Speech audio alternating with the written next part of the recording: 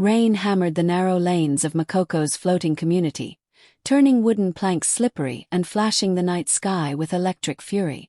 Tari Bakare's Rolls-Royce Phantom glided over the rickety bridge like a spectre out of place, its ivory body gleaming under streetlights, until the engine stuttered and died with a final cough. He pounded the steering wheel.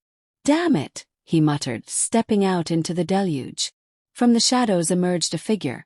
A girl, bare feet splashing in muddy puddles, her fingers smeared with oil and grime, but her posture proud, her gaze steady. Adanna Eze knelt beside the rolls, peering into the open hood as if it were her own.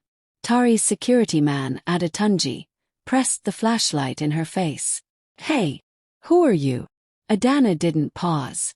"Loose wire here," she said, voice low and calm. Sparks danced across the engine when she tightened a connector. She wrapped the exposed wire in cloth torn from her dress. Seconds later, Tari turned the key, and the engine roared to life. Tari stared. "How?" he began, stepping back as the windshield wipers pumped water away. She closed the hood without looking at him. "It was nothing," Adanna replied. "I've fixed worse." He blinked through the rain. "This car costs more than most houses." Adanna simply shook out her hair, water streaming down her cheeks. Tires spun as Tari walked around to offer her a crisp 10,000 Nigerian nairas note. "Take this." Her dark eyes flashed. "Keep it for shelter repairs," she said, snapping the money from his hand and tossing it toward the broken plank by the bridge where a few coins fluttered into the water. Then she vanished into the labyrinth of wood and water, leaving Tari gripping the steering wheel, drenched and electrified by that brief encounter. Lightning split the sky as the phantom glided away, yet Tari's gaze remained fixed on the dark shape disappearing into Makoko's watery streets. Back in his penthouse atop Banana Island, Tari stared at the rain-streaked view of Lagos. The city's glare felt dull compared to the spark in that girl's eyes. His assistant, Funk, knocked and entered. "Sir, your 10 p.m. call with investors." He waved her away. "Cancel everything for tonight." Funk hesitated. "Yes, sir." She flicked off the overhead lights, leaving him alone with the storm's fury reflected in his glass walls. His mind replayed her every movement, the way she crouched, water beading on her skin, how her fingers worked with the precision of a surgeon. He reached for his phone. "Adanna," he said. "I want a full sweep of Makoko." "Who was that girl?" "Sir, Makoko is a maze. There are thousands of residents." Tari ran a hand through his hair. "I don't care. Find her." He ended the call and pressed his palm to the window, as if he could will her back. Flashbacks flickered, a childhood memory of his late father teaching him to fear no mechanic, for machines don't lie. But this girl, she wasn't just any fixer. She refused his money. He rarely met anyone who didn't want something from him. His heart pounded. "Who are you?" he whispered into the storm.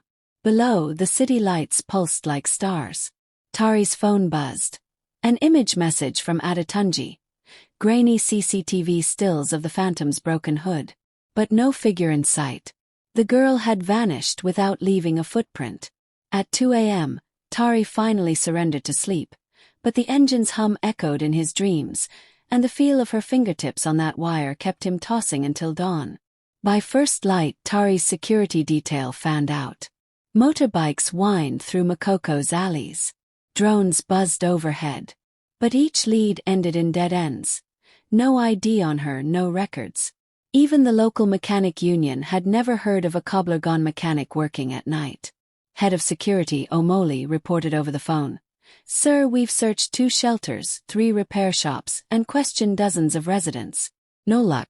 It's as if she evaporated." Tari paced his office. "She's here," he insisted, "and I need to find her, alive and well." Omoli paused at the other end. "There's one place we haven't checked, Peace Haven Shelter on Igbosir Road. Word is they have a young girl who handles odd jobs. We could send someone undercover." Tari's pulse quickened. "Do it."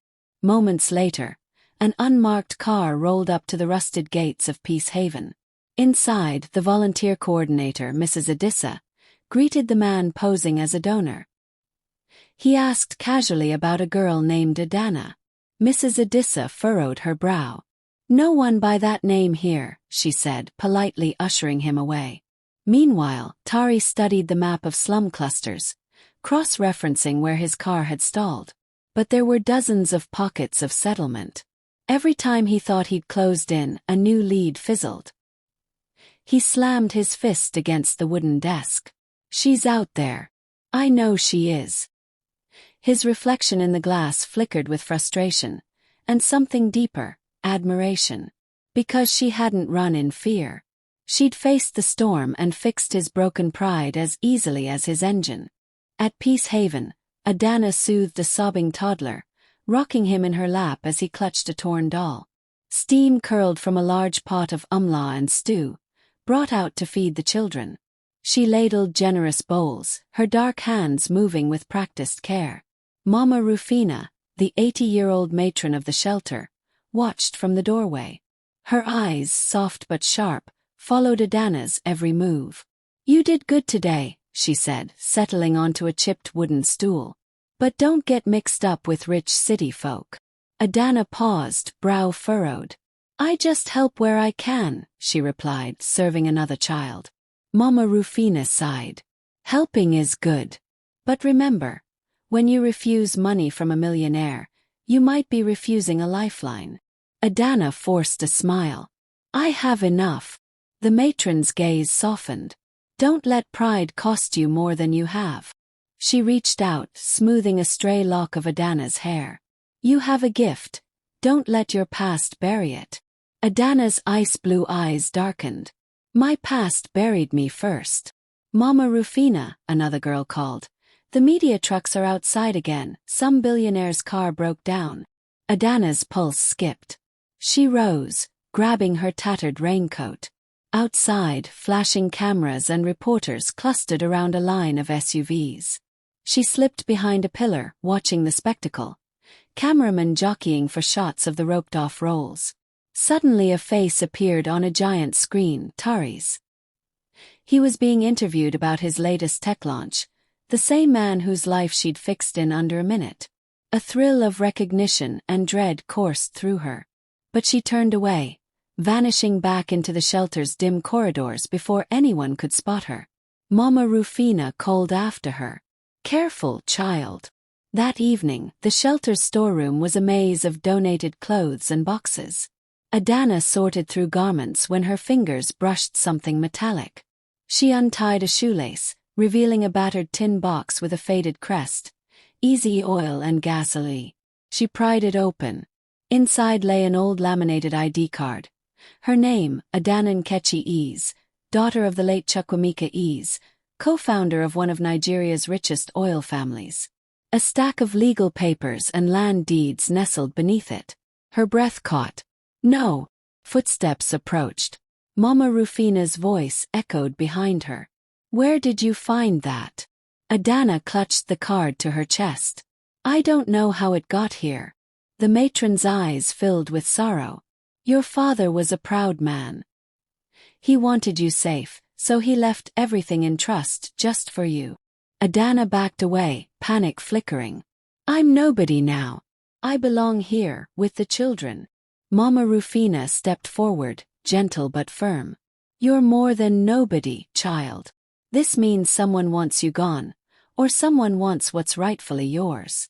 Memories surfaced, of her father's scandal, the fiery crash that killed him, the whispers that his empire was stolen overnight by unseen hands. She had run and hidden ever since. Tears welled. "I thought I left that life behind."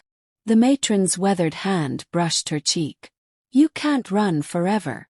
At that moment, a distant rumble. Motorcycles outside, engines revving. Adanna's heart froze. She peered through a crack in the door. Black-clad men with tinted visors surrounded the shelter. Mama Rufina's face hardened. "They found us." Adanna slid the ID card into her coat. Her pulse pounded, but beneath it, a spark of determination ignited. The past she'd buried had just slapped her in the face, and now she had to decide. Hide again or rise to reclaim what was hers. Thunder rolled overhead as Adanna met the approaching shadows. Hands balled into fists. The streets of Lagos would soon know her name, not as a homeless girl, but as the heiress who refused to be silenced. Tari slipped into Peace Haven the next morning wearing jeans and a faded polo, his wealth disguised beneath casual anonymity. He clutched a volunteer badge and a box of sanitary supplies. In the crowded dining hall, children clamored for bowls of gari and beans, their faces lighting up at the sight of fresh provisions. Adanna was across the room, squatting beside a little boy whose feverish cheeks worried her. She dabbed his forehead with a cool cloth and murmured encouragement. Tari watched, breath caught in his throat. Determined to speak with her, he approached. "Hey," he said softly, voice low. "Need a hand?" Adanna looked up, eyes wary. "I've got it under control." He offered the box. More soap and pads for the girls. She paused, studying his earnest face. He wasn't another wealthy outsider with cameras. He genuinely wanted to help. Reluctantly, she nodded. Together they distributed supplies, side by side. As they worked, Tari asked, "Why Peace Haven?" She tied back her hair. "Mama Rufina rescued me when I had nowhere else." He glanced at the matron, who smiled approvingly. "I'm sorry for everything you've been through." Her jaw tightened. "I'm not looking for pity." He met her gaze. "Then let me learn from you." In that moment, class lines blurred. A homeless girl and a billionaire united by a shared purpose: kindness. 2 days later, Tari's invitation landed on the matron's desk. A glittering gala to raise funds for Peace Haven. Adanna found herself in a borrowed gown, hand-me-down chiffon sprayed gold at the hem, and a pair of thrifted heels that pinched her toes. Her reflection in the tinted limo window startled her. A swan amid swine, she thought wryly. Inside the grand ballroom, crystal chandeliers rained prisms over ivory columns. Reporters snapped photos as Tari took the stage. When he introduced Adanna as his inspiration, whispers rippled through the elite crowd. Amira Bakare, Tari's ex-fiancée, swept forward in a ruby-red dress. "Tari, darling," she purred, voice silk over steel. "This is cute, but I hope you didn't invite someone like." Adanna's cheeks flamed. She stood her ground. "I was invited to help, not to entertain your prejudice." Gasps echoed. Amira's lips curled. "How quaint." Tari stepped between them. "Respect her, Amira." Silent tension crackled until a stray beam from a nearby spotlight ignited the strings of a live band. Guests pivoted to dance, breaking the moment. Adanna slipped away to the balcony. Tari followed quietly. "You were magnificent in there," he said, offering her his arm. She laughed softly. "Magnificent? I nearly tripped in 6-inch heels." He smiled. "You carried yourself like a queen." She tilted her head. "I'm no queen." "Maybe not," he said gently. "But you deserve to stand tall." On that terrace overlooking the Lagos skyline, a fragile bridge formed between two very different worlds. The morning after the gala, the city buzzed with gossip. "Who is that mysterious Adanna?" Headlines splashed her image. Dark-skinned, elegant, luminous. Even Bode Bakare's office was abuzz. Tari found his uncle leaning over a newspaper. "Interesting choice for a gala guest," Bode grunted, eyebrow raised. Tari bristled. "She's earned her place." Bode smirked. "Earned? She's an unknown. I smell trouble." Across town, Adanna watched news on a battered television at the shelter. Children pointed and cheered. "Mama, that's you." Mama Rufina placed a comforting hand on her shoulder. "Fame can be a gift or a curse." Adanna's phone buzzed, a text from Tari. "Meet me tonight, rooftop." Under the glow of a single bulb, they reunited. Tari handed her a newspaper clipping. "Mystery mechanic becomes philanthropic muse." She frowned. "I never asked for this." He reached for her hand. "I asked for your help to change lives. If the world sees you, they'll listen." Tears pricked her eyes. "I fix cars and feed children. I'm not a public figure." He squeezed her hand. To me you are. They stood in silence as the city pulsed beneath them, eyes on the girl from nowhere, ready to witness her rise. That evening, Tari led Adanna to the rooftop of Bakare Tech Tower. A table was set with akara and zobo, her favorite childhood snack. Lanterns flickered around, casting golden light over white linens. You remembered, she whispered. He smiled, cheeks coloring. How could I forget? They sat and shared akara, dipping each piece into spicy pepper sauce. Adanna laughed when Tari struggled to eat with his hands, his tailored cuff catching sauce. Here, she said, wiping his sleeve with a napkin. I taught you better. He met her gaze. You've taught me so much more. She set down her food, heart thudding. Why are you doing all this? His voice dropped. Because the world tried to bury you. I want to lift you up. A soft breeze tangled her hair. She paused, weighing her vulnerability. I don't know if I'm ready for that. He reached across the table, taking her hand. Then let me be ready for both of us. Thunder rumbled in the distance. Ominous, yet electrifying. In that rooftop cocoon, two souls connected. One broken by betrayal, the other mended by hope. Back at his penthouse garage, Tari unlocked a battered toolbox and slid open the lid before Adanna. Inside lay blueprints and legal schematics. Documents exposing Bode's embezzlement and the betrayal that ruined her family. Your uncle stole your legacy, Tari said gently, watching her reaction. Adanna's fingers trembled over the papers.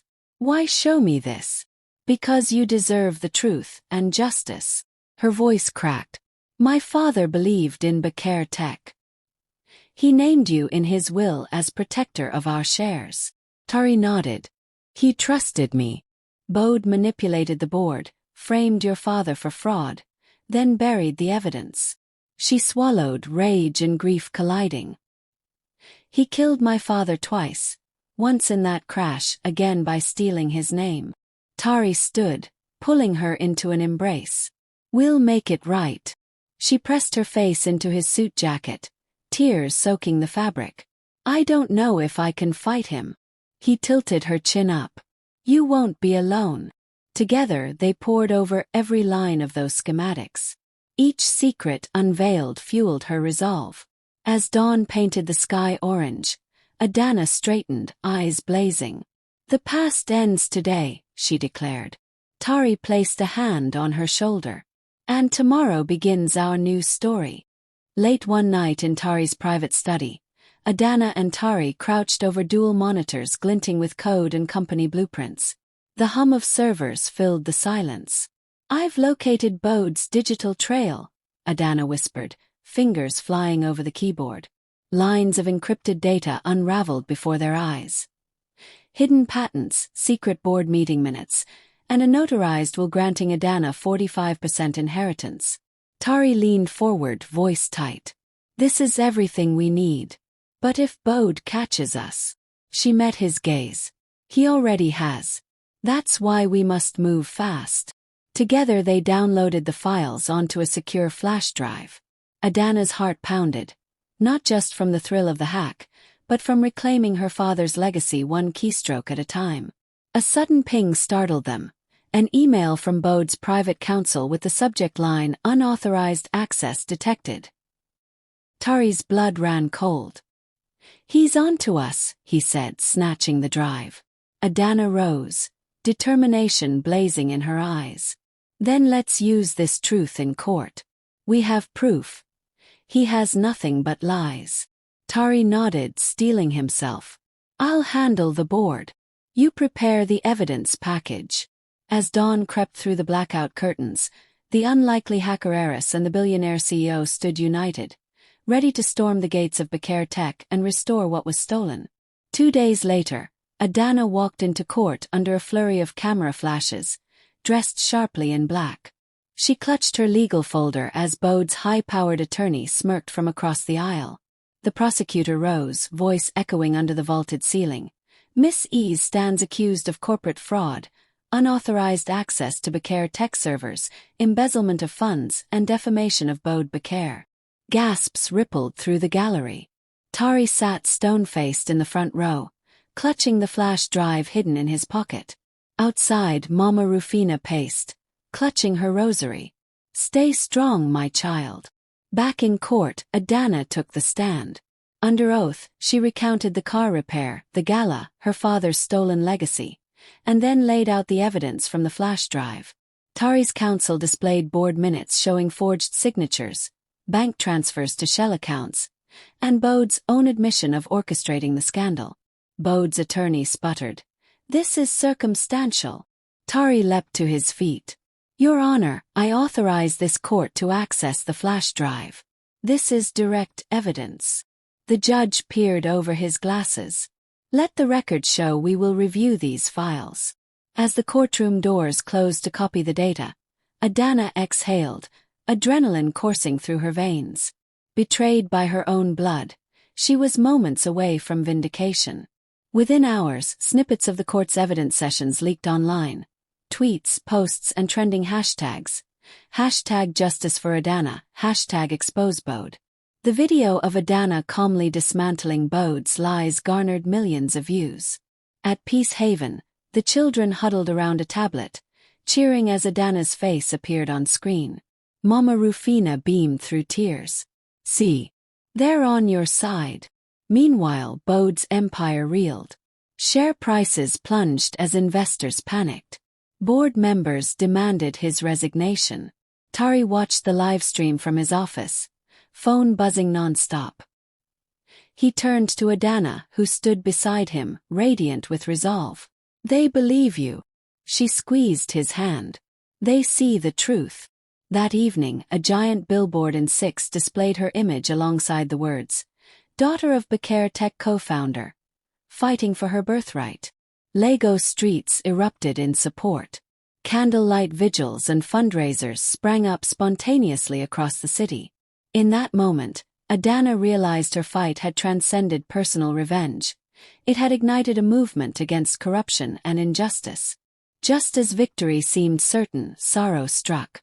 Mama Rufina, frail since her stroke, slipped into a coma.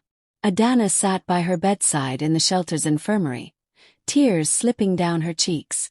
"Child," the matron whispered, voice barely audible, "you've made me proud." She pressed a small leather pouch into Adanna's hand. Inside lay a single worn key and a folded letter in her father's handwriting. "Use this," Mama Rufina croaked. "Your true inheritance awaits." Adanna nodded, clutching her hand as Rufina's hand went limp. A hush fell over the ward. Rufina's spirit passed as the sun set, a quiet farewell to the woman who raised a future queen. That night, Adanna stood before the assembled shelter families and supporters. "Mama Rufina taught me never to run from the past. Tonight, I promise to build on her legacy." Tears glistened in every eye as candles flickered in the humid air.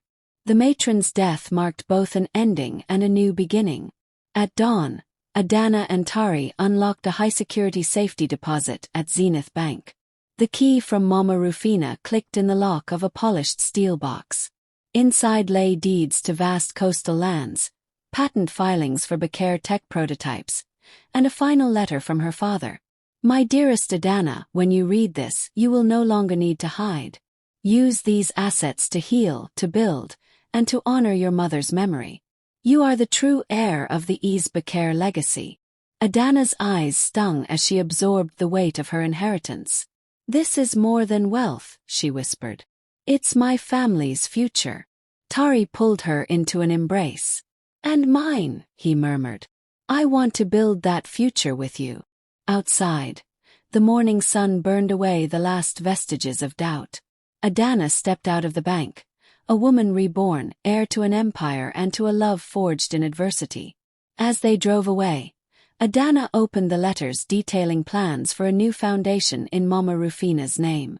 The locked legacy had finally been opened, and the next chapter was theirs to write. The grand hall of the Federal High Court was electric with anticipation. Rows of onlookers, journalists, investors, and well-wishers, murmured as Adanna took the stand again, this time to press criminal charges against Bode. Tari sat beside her, white-knuckling his leather briefcase. The prosecutor set the scene. "Your Honor, we'll demonstrate that Mr. Bakare knowingly embezzled funds, bribed officials, and orchestrated a cover-up of Miss Eze's rightful inheritance." Bode's attorney, a slick man named Mr. Udo, sneered. "This is theatrics. My client." Adanna rose, voice clear. "Your Honor, if I may." She stepped forward, depositing the flash drive on the evidence table. These files include recorded bank transfers, intercepted calls, and video footage of Bode authorizing illegal disbursements. Gasps replaced the courtroom's hum. Mr. Udo protested, but the judge waved him silent. The playback began. Bode's own voice, calm and calculating, instructing an aide to make sure no paper trail leads back to me. The video cut to bank statements showing millions siphoned into shell companies. Bode's face drained of color. He glared at Adanna. She met his gaze evenly. "Miss Eze," the judge intoned, "your evidence is compelling." He banged the gavel. "This court finds there is probable cause to convict Mr. Bakare. Bail is revoked." Tari exhaled, relief flooding him. Adanna's shoulders relaxed for the first time in months. Justice was no longer abstract. It was palpable, filling the wooden rafters with the promise of truth. 2 weeks after the verdict, Bakare Tech's boardroom felt different. Charged, even hopeful. Adanna walked in flanked by Tari and 2 independent directors. The board members, many of whom had supported Bode, shifted uneasily in their seats. Adanna addressed them. "The time has come to restore integrity to this company. I request recognition as co-heir and rightful shareholder of 45% of Bakare Tech." Silence hung until an elderly board member, Mrs. Ifeoma, rose. "Miss Eze, your evidence was irrefutable. We welcome your leadership." The others followed suit, one by one pledging support. Adanna felt tears sting her eyes as she took her seat at the head of the table, the glass nameplate before her now reading, "Adanna Eze, co-founder and director." Tari leaned in, voice soft. "Congratulations, co-founder." She smiled, heart racing. "Thank you, partner." Together they watched spreadsheets and project reports flicker on the screen. Adanna's first act was to freeze all accounts linked to Bode's schemes and redirect funds to the Shelter Foundation. Murmurs of approval filled the room. Outside, news vans chronicled her ascent, the homeless mechanic turned tech magnate. Adanna inhaled Lagos air as if it were perfume, sweet with victory and the promise of a brighter tomorrow. Weeks later, Adanna returned to Peace Haven under an azure sky. Children greeted her like royalty, running to embrace the woman whose name now lit up every headline. Mama Rufina's portrait loomed above the entrance, unveiled in her honor. Adanna stepped onto the porch, wiping a tear. "I promised, Mama," she whispered. She inaugurated the Rufina Eze Foundation, funded by her Bakare Tech shares, to provide education, healthcare, and skill training to slum communities. Inside, she sat at a round table with local leaders and shelter staff. "This foundation isn't a handout," she told them. "It's a hand up, so no child feels as lost as I once did." A warm breeze fluttered banners bearing her name alongside Mama Rufina's. Adanna watched children skip rope and paint murals of hope on the shelter walls. Her suit jacket felt heavy, but her spirit soared. Tari appeared at her side, handing her a bowl of fresh akara. "I missed your cooking," he teased. She laughed, offering him a piece. Some things never change. Together they stood, hands entwined, as the community they'd both fought for celebrated not just a new era of corporate justice, but the enduring power of compassion. On a balmy evening, Tari led Adanna to the refurbished Makoko workshop where it all began. Oil cans gleamed on shelves, and the old wooden beams had been reinforced, but the spirit remained. A single engine block stood center stage atop a velvet cloth. Adanna eyed it curiously. Tari cleared his throat. "Adanna Eze, you fixed more than engines. You fixed my world. Will you marry me?" He lifted the velvet, revealing not an engine part, but a custom ring forged from a repurposed piston, its band engraved with the coordinates where they first met. Adanna's breath caught. She dropped to one knee. "Yes," she whispered, tears shining. Applause erupted behind her. Workshop apprentices, shelter children, and staff had gathered, faces alight with joy. Tari slipped the ring onto her finger. She rose, pressing her forehead to his. "You always make me feel at home." As the sun dipped below the Lagos lagoon, their laughter echoed through the corrugated walls, a testament to love born of adversity, stronger than steel. The wedding was live-streamed worldwide. A barefoot bride in lace, a suitor in a simple suit, standing on a floating platform above Makoko's canals. Lanterns bobbed on the water like stars, and the skyline loomed in the distance. Friends, family, investors, and former skeptics watched as Adanna and Tari exchanged vows. Promises of loyalty, justice, and shared dreams. Mama Rufina's photograph sat on a wooden pillar, a silent witness to the ceremony she never lived to see. When Tari slipped the ring, in shiny gold this time, onto Adanna's finger, their assembled guests cheered as fireworks traced arcs of light overhead. The hashtag $billion love trended instantly. After the ceremony, they danced to live Afrobeat beneath the chandeliers strung from wooden poles. Adanna's hair whipped in the breeze as she twirled, eyes alight with joy. Later, Tari raised a toast. To adversity which brought us together. To justice which set us free. And to love, the greatest legacy of all. Adanna leaned into him. "Our story started with a broken engine. Tonight it soars." Their laughter mingled with the music and the water lapping below. An unforgettable finale to a saga of betrayal, resilience, and the transformative power of compassion. Then,